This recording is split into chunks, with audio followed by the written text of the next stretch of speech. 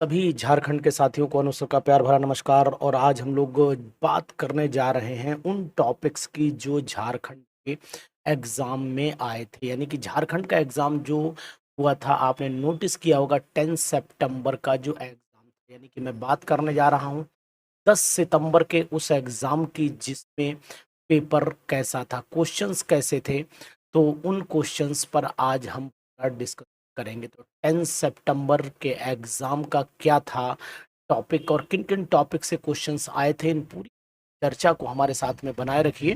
तो पूरी वीडियो को ध्यान से देखिएगा तो आपको टॉपिक्स पता लग जाएंगे कि आखिरकार कौन कौन से टॉपिक से क्वेश्चन आए थे। तो आज मैं टॉपिक की बात कर रहा हूँ। सबसे पहले मैं आपको बताता हूँ कि एक क्वेश्चन जो था वो सिंपल था, एडिशन पॉलीमेराइजेशन से। तो यहाँ पर आपको बताने की कोशिश कर रहा हूँ कि एडिशन पॉलीमेराइजेशन का एग्जाम्पल पूछा गया था। और उस क्योंकि मुझे बच्चों के द्वारा बताए गए जो आइडियाज हैं उनके ऊपर मैं क्वेश्चन बता रहा हूँ। एडिशन पॉलीमेराइजेशन पर क्वेश्चन था। दूसरा टॉपिक कंडेंसेशन पर भी एक एग्जाम्पल पूछ लिया गया था। तो कंडेंसेशन, क्योंकि क्वेश्चंस तो बच्चों ने बताए नहीं, लेकिन कंडेंसेशन पॉलीमर भी था। ये हमारे सभी बच्चों के व्यूज हैं, उनके अकॉर्डिंग मैं आपको सब बता पा रहा हूँ। ठीक है ना। इसके बाद एसिटो एसिटिक एस्टर, ये भी इसका आईयूपीएसी नाम भी पूछा गया था। एसिटो एसिटिक एस्टर का आईयूपीएसी नाम पूछा गया था। तो ध्यान दीजिएगा, बहुत ही इंपॉर्टेंट थे ये क्वेश्चंस और ये सभी पढ़ाए गए थे। अगर हमारे ऐप पर आप रहे होंगे तो ये सभी क्वेश्चन आपके साथ में डिस्कशन किए गए थे। और दूसरी चीज आपको ये भी पूछी गई थी कि आपको कार्बोकैटायन और कार्बीन पर भी क्वेश्चन था। कार्बीन तो मैंने लास्ट डे ही इंपॉर्टेंट कर दिया था। तो कार्बोकैटायन पर भी आपने नोटिस किया होगा, जो मैंने टॉपिक बताए थे कार्बोकैटायन पर एक क्वेश्चन था। ठीक है, उसके बाद क्वेश्चन जो थे वो कार्बीन पर भी था, कार्बीन पर भी क्वेश्चन था। तो टॉपिक आप नोट कर लीजिए, जब आंसर सीट आएगी तो हम आपको बताएंगे कि कौन कौन से था। ठीक है ना। इसके बाद क्वेश्चन नेम रिएक्शन पर भी अच्छे खासे क्वेश्चन थे। नेम रिएक्शन पर भी लगभग 3 से 4 क्वेश्चन थे। और स्पेसिफिक कंडक्टेंस, जैसा कि मेरी वीडियो पुरानी उठा करके देखिए, मैंने स्पेसिफिक कंडक्टेंस पर बहुत ही इम्पोर्टेंट बताया है। स्पेसिफिक कंडक्टेंस को बहुत ज़्यादा इम्पोर्टेंस दी थी मैंने उस समय। और इसमें से लगभग 5 क्वेश्चंस हैं, अवेलेबल हैं। 5 क्वेश्चन अवेलेबल हैं। तो आप उस चैनल पर हैं जहां पर हर बात आपको एकदम सत्यता के साथ और गंभीरता के साथ बताई जाती है, जहां आपका भविष्य निर्धारण होता है। और भविष्य के लिए हम किसी के साथ ऐसा नहीं करने की कोशिश करते हैं, कि हम कोशिश ये करते हैं कि अपना अनुभव वो शेयर करें जिससे आपका बेनिफिट हो पाए। ठीक है, इसका न्यूमेरिकल भी आया था, इसी पे बेस न्यूमेरिकल भी था। तो न्यूमेरिकल सिंपल एक या शायद 1 या 2 न्यूमेरिकल थे, थ्योरेटिकल बेस पेपर था। तो उसके बाद अगर हम पूछ लेते हैं तो इस यानी कि एक चीज और पूछी गई थी कि यूनिट बता दीजिए। तो यूनिट भी पूछी गई। तो अब आप जान लो, यूनिट आप आसानी से निकाल सकते हो, साइमन पर सेंटीमीटर स्क्वायर, कोई दिक्कत नहीं है। तो इस तरीके से आप इजी वे में कंडक्टेंस की वैल्यू निकाल सकते हो। स्पेसिफिक कंडक्टेंस आपको पता ही होना चाहिए, कप्पा के नाम से जाना जाता है। और कप्पा के नाम से जब जानते हैं तो कप्पा इज इक्वल टू क्या होता है, kappa is equal to lambda M is equal to kappa into 1000 upon C होता है। फार्मूला आपको पता है, lambda M is equal to kappa into 1000 upon C होता है। वैल्यू पुट कर लीजिए के की, ये आपको निकल करके सामने आ जाएगी। इसी तरीके से एक क्वेश्चन रेजोनेंस पर भी पूछा गया था कि रेजोनेंस पर क्वेश्चंस क्या थे। ये अच्छा क्वेश्चन था। और दूसरे पे अगर मैं बात करता हूँ तो कायरल कार्बन पर भी क्वेश्चन था। जैसा कि लगातार मैंने जितने टॉपिक इंपॉर्टेंट बताए थे, ये आप अपने साथियों से भी पूछ सकते हैं कि मैं सच बोल रहा हूँ। क्या है यहाँ पर, कायरल कार्बन से क्वेश्चन था, पोलर नॉन पोलर से भी एक क्वेश्चन था। तो पोलैरिटी, अब यहाँ पर पोलर और नॉन पोलर पर क्वेश्चन की जो कंडीशन थी वो बच्चे ये बता रहे हैं कि सर 2 या 3 क्वेश्चन इसके बेस पर चले थे।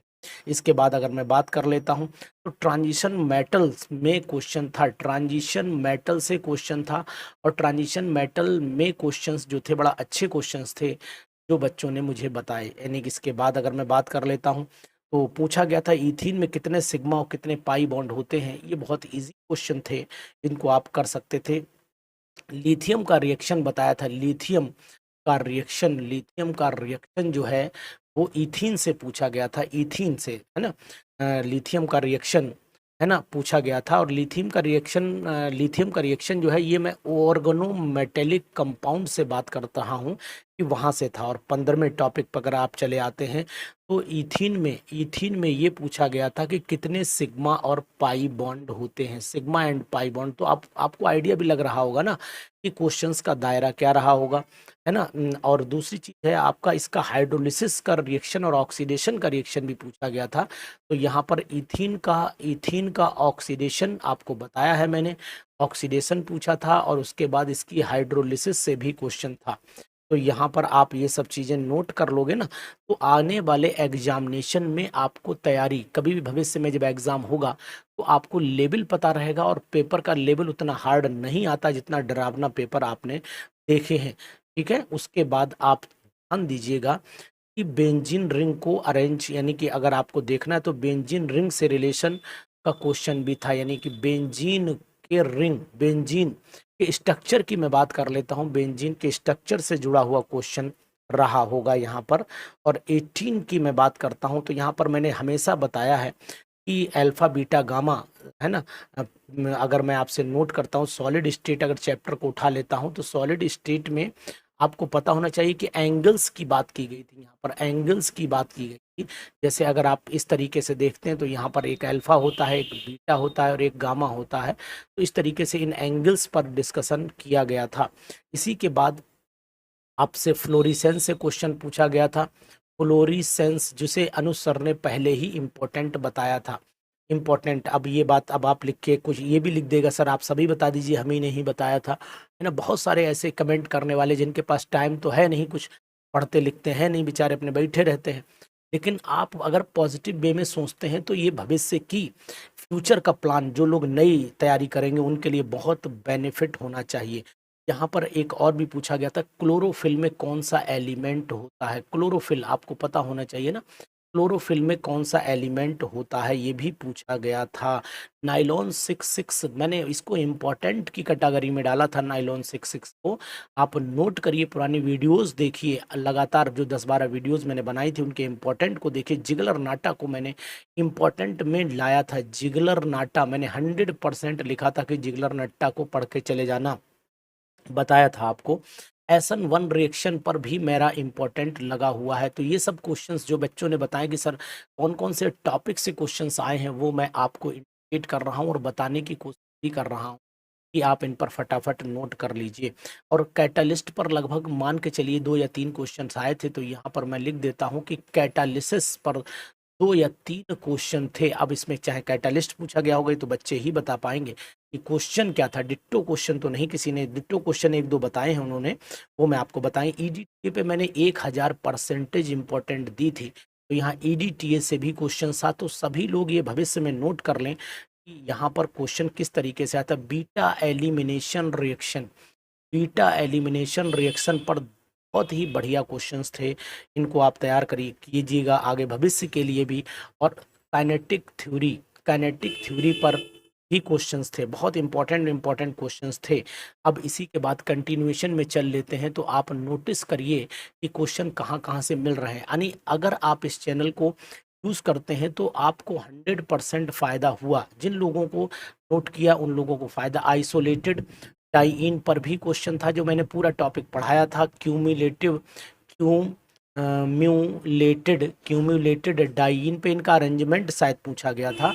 आइसोलेटेड और क्यूमुलेटेड डाइइन और कॉन्जुगेटेड डाइइन शायद इनका अरेंजमेंट पूछा गया था। स्टेबिलिटी ऑर्डर पूछा गया था, जहाँ तक मुझे याद है बच्चों ने बताया था स्टेबिलिटी ऑर्डर पूछा गया था। तो नोट करिए स्टेबिलिटी ऑर्डर। ऐसे ऐसे क्वेश्चंस तो बड़ा सिंपल थे। अब इसके ऑर्डर में हो सकता है बहुत सारे लोगों ने गलती की हो, है ना। एल्किन एल्केन एल्काइन इनसे सभी से क्वेश्चंस थे, यानी कि एल्केन से भी एक क्वेश्चन, यानी एक या दो शायद क्वेश्चन बच्चों ने बताया है कि सर था।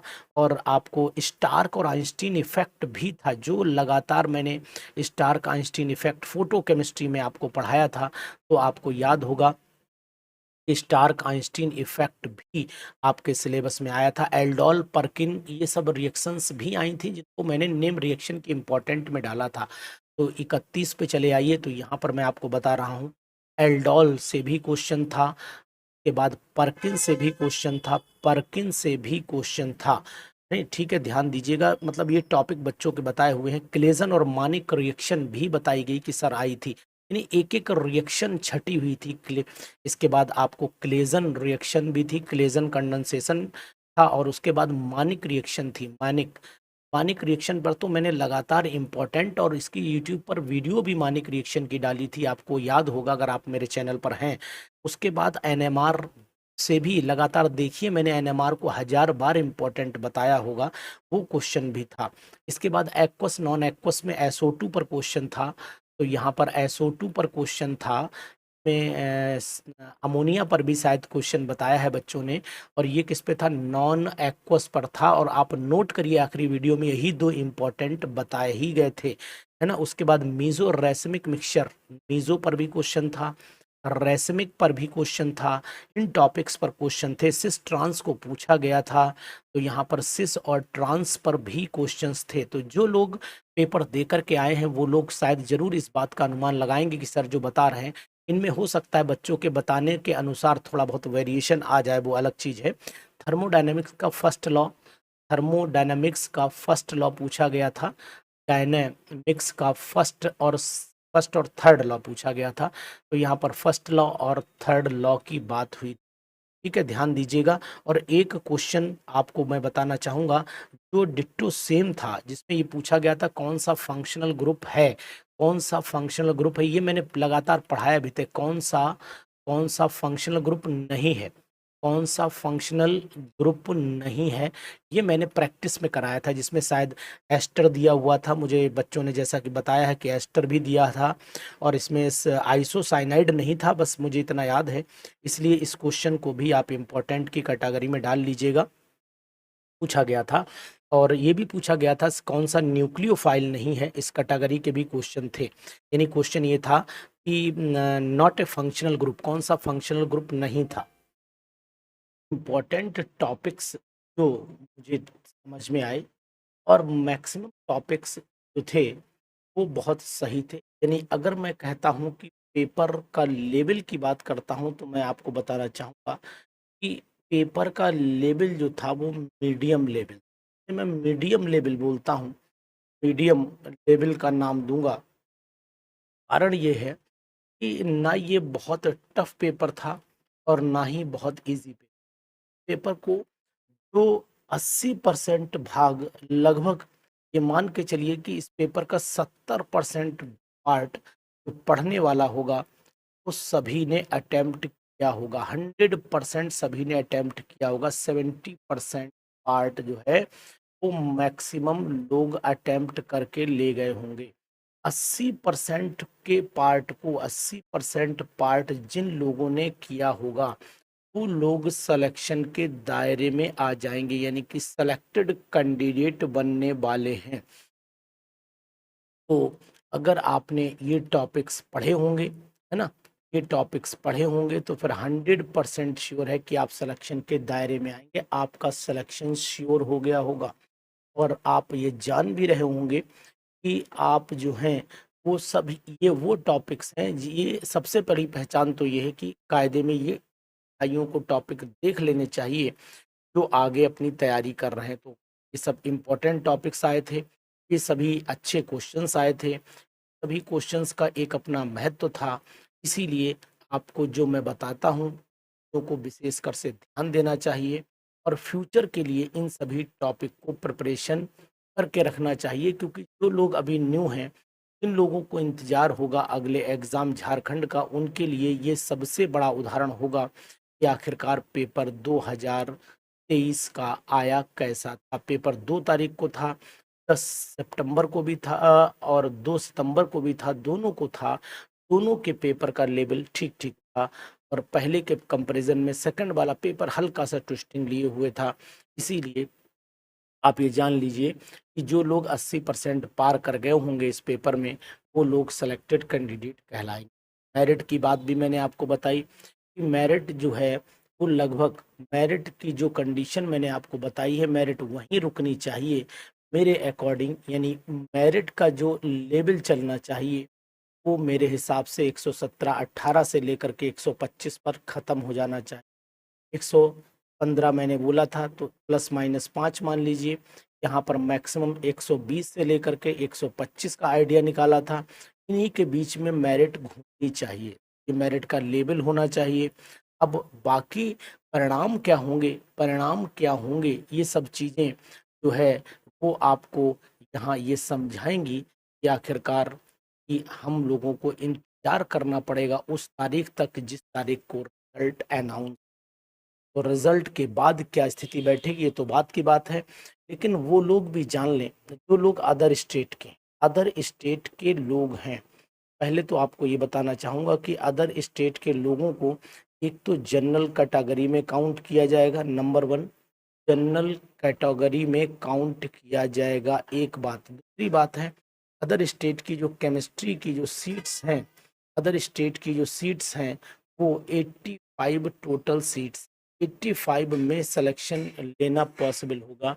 यानी कहने का तात्पर्य ये है अदर स्टेट वाले केवल 85 सीट में फाइटिंग होगी। तो अदर स्टेट के लोग ये मान के चलें, अदर स्टेट वाले इस पेपर में अगर 130 से ऊपर हैं, प्लस हैं, तो सेलेक्ट होंगे, अदरवाइज उनका सिलेक्शन मुश्किल हो जाएगा। तो 130 प्लस वाले जो लोग हैं वो होने चाहिए। यानी कि अगर मेरा अनुमान है तो मैं आपसे ये कहना चाहूँगा जो अदर स्टेट के लोग हैं वो 130 से 35 क्वेश्चन उनके सही जाने चाहिए। यानी 130 से लेकर के 135 ये अदर स्टेट की कंडीशन होनी चाहिए, अदर स्टेट की कंडीशन होनी चाहिए। अब एग्जैक्ट सिचुएशन तो आपको रिजल्ट पर ही पता लगेगी, लेकिन अदर स्टेट की जानकारी भी आपको मैंने दे दी, कॉमन दे दी, क्या क्या टॉपिक्स थे वो आपको बता दिए। फिर अब आप इंतजार करिए रिजल्ट का कि आखिरकार रिजल्ट आएगा किसका और कैसा रिजल्ट आएगा। तब तक के लिए हम आप विदा लेते हैं। नमस्कार, और वीडियो को शेयर जरूर करिए जिससे लोगों तक ये जानकारी पहुंच सके। Thank you.